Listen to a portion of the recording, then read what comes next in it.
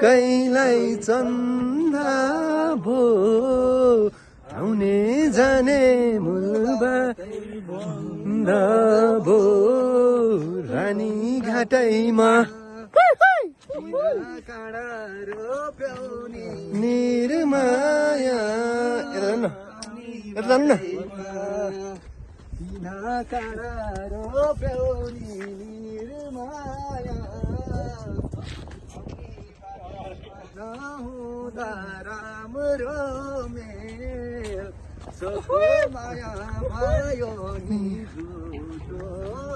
सरसरी हिँड्नु है